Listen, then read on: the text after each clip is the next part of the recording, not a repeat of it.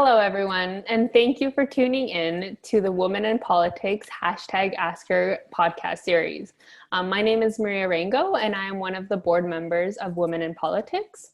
So the 2020 #AskHer campaign was launched by Women in Politics to help encourage women to consider to run for office at whatever level of government they choose.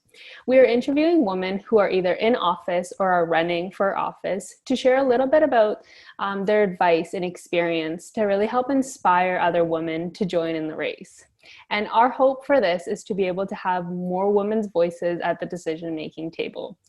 So today we have the privilege of welcoming Kate Young, the Minister of Parliament for the London West region, to tell us a little bit about her experience. So welcome, MP Kate Young.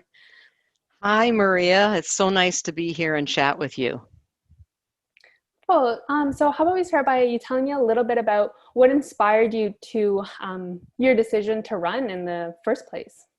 Well, it's an interesting journey, and everybody's journey is a little different. For me, it came later in life. I'm 65 now, and I've only been a member of Parliament for just over 5 years. And it was a situation where I was a journalist, so I was very interested in politics and was interviewing politicians all the time. But I never thought I wanted to be a politician. But I did realize over the years, and when I left the media and went into public relations, both for a school board and a bank, that I enjoyed being on the inside and I enjoyed making the decisions rather than just asking people about them. So what happened was someone asked me if I would consider running, and they were from a party that I wasn't aligned with. And it made me start thinking, though, what would happen if the Liberals asked me to run? And it was just in the back of my mind, and for about 6 years. And then they did ask me. And so then I really had to think of this seriously. And it took a while, but it wasn't something that I would have thought that I had the personality for or the skill set, but I was wrong. And here we are. Okay, so I was just interesting what you were saying at the beginning. So why weren't you quite interested when you were first approached? Was it more because of, like you said, your personality you didn't think matched up, or you didn't have the skills? And sort of what personality did you think a politician would have, or the skill set? Well, I was not the type of person who'd be the first one to jump up and argue an issue. I was the listener in the crowd. And, that's something I find that is very important as a politician, to listen. And I think, unfortunately, a lot of politicians just want to talk. And so I use that to my advantage. And I think that there is room for people to really get a sense of what others are thinking about, and being able to represent others, not just your own view. And so over the years, I started to realize, there is room in politics for a lot of different types of personalities. You don't have to be the type. I was always very shy. So there was a part of me that thought, well, that's just not something that I would be comfortable with. And believe me, I pushed myself out of my comfort zone every day. And I think that's important no matter what area you're in. If you want to have a full life, you're not going to be able to be comfortable every day. So I think over the years, I realized, you know what, I really think I could do this. And but it took me longer than it should have. I wish I'd gotten into it earlier. Wonderful. So I guess other than maybe going through like your personality challenges and trying to push yourself out of those comfort zones, what would you consider to be the biggest hurdle you had to overcome, I guess, within yourself, or even just in the general, like, running and being in office? Well, it sounds like it's not a big deal, but actually walking up to a door and knocking on a door and having someone answer who you don't know and say, hi, I'm Kate Young and I'm running for the Liberal Party and I hope I would like to get your support. And just those cold calls and making sure that you get out into the community and you're talking to so many different people about so many different issues, that scared me. But it shouldn't have, because in my role as a journalist, I did have to talk to people that I didn't know.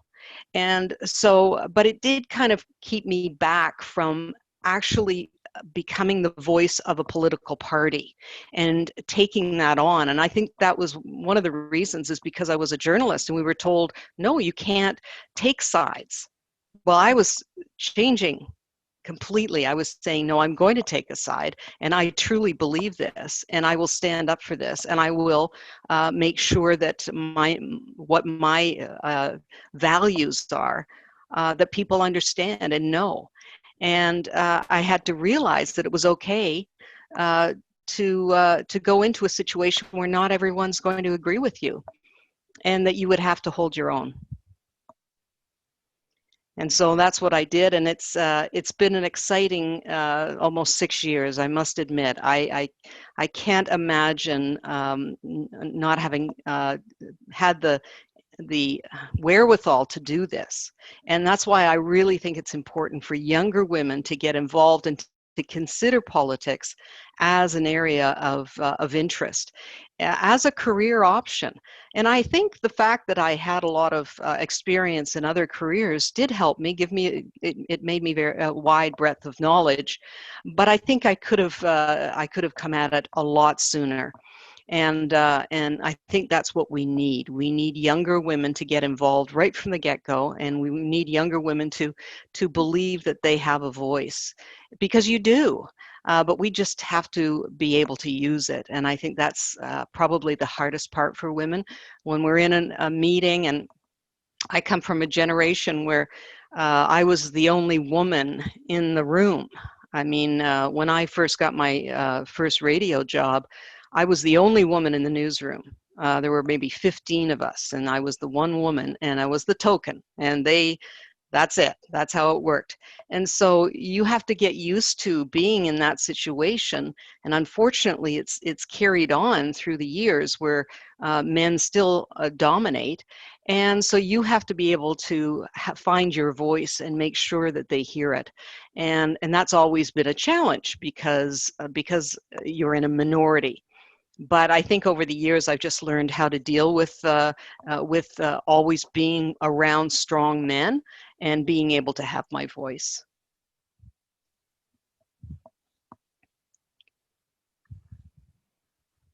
Hi, sorry, I think my.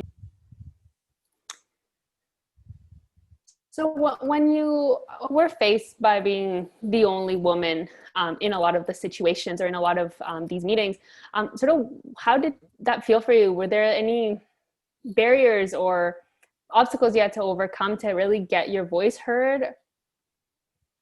I think there have been over the years, and you really do have to make sure that you're not always agreeing with everybody around the table, and it's not easy. And sometimes you have to be very sure of your argument, and make sure that you can express yourself, so that you can turn other minds to what you're trying to say.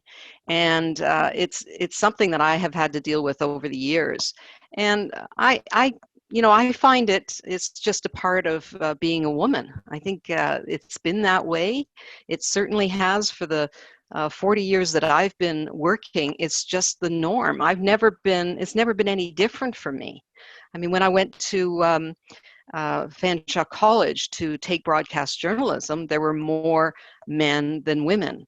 And it just feels like that's the way it has always been. And it's really frustrating. Now, mind you, in journalism, that has changed. There are a lot more women in journalism now than there were.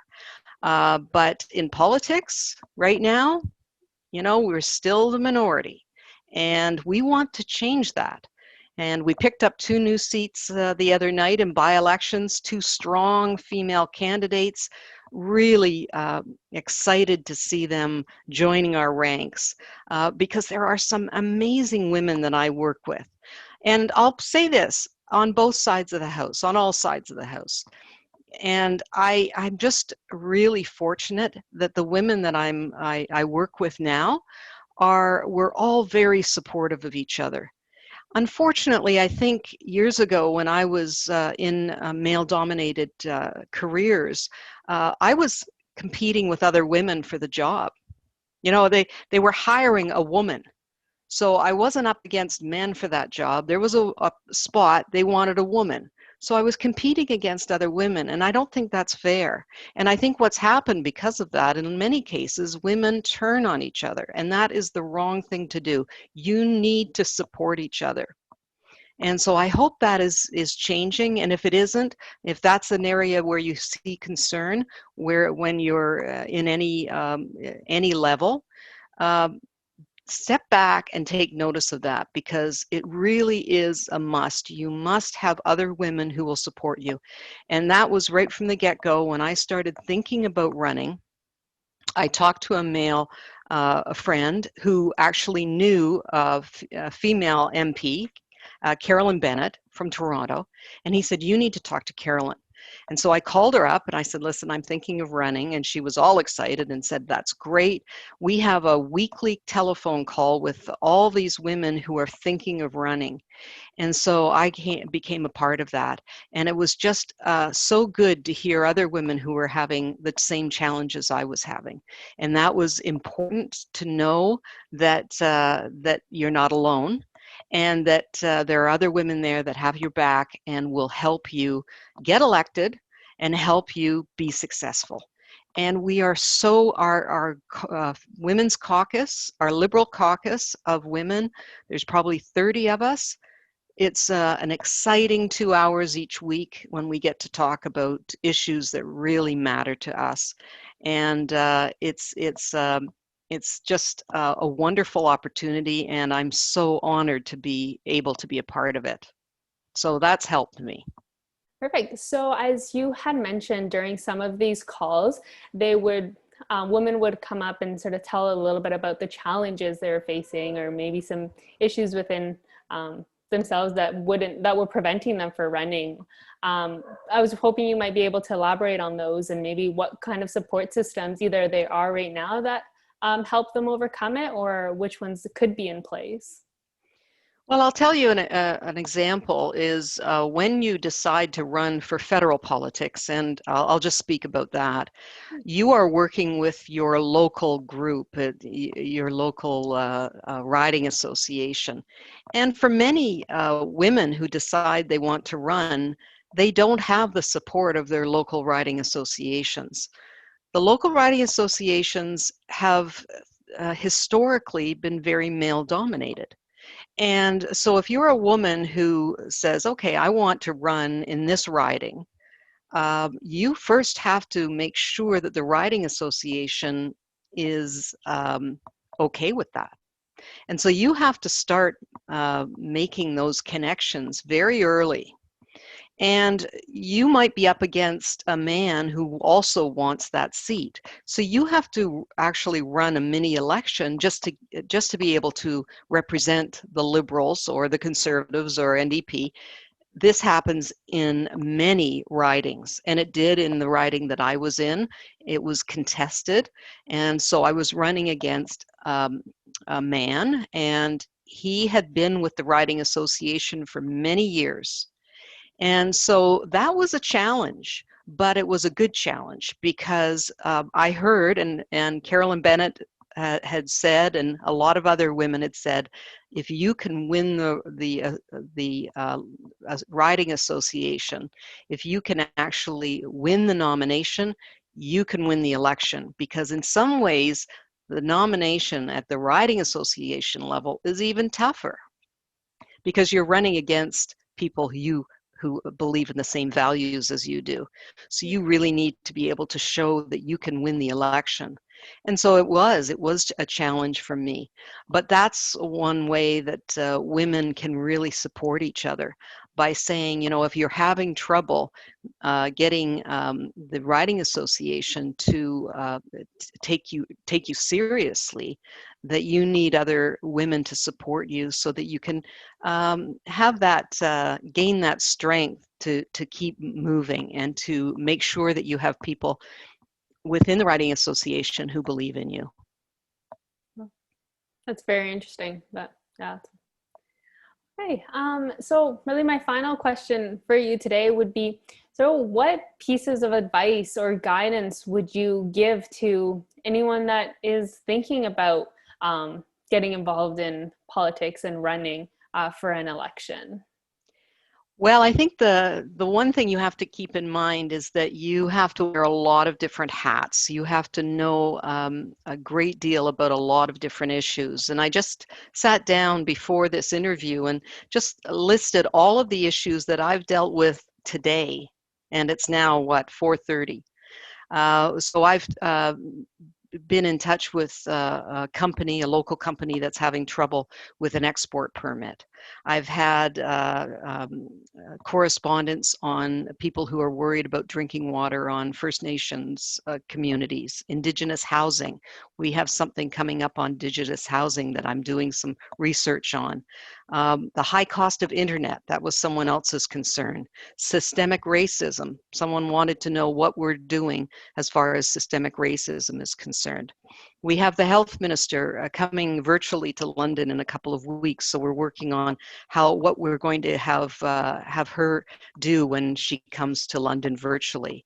I had a mini French lesson because I have to give a speech tomorrow that I just got today on economic development, and part of it is in French. And that leads to my next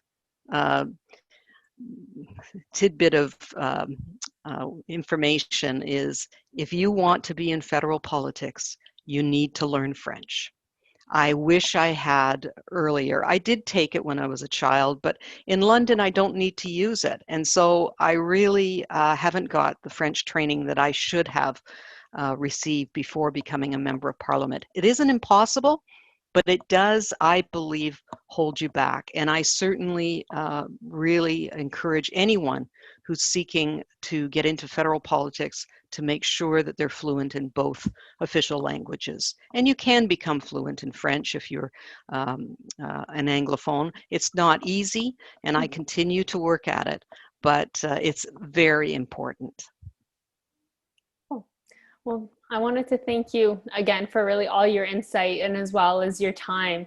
And hopefully maybe we can keep in touch a little bit through Women in Politics and the upcoming of our other campaigns as well, to help women really show their voice in these decision-making tables. I really hope to, Maria. Thank you so much for giving me this opportunity, and call anytime. Wonderful. Thanks.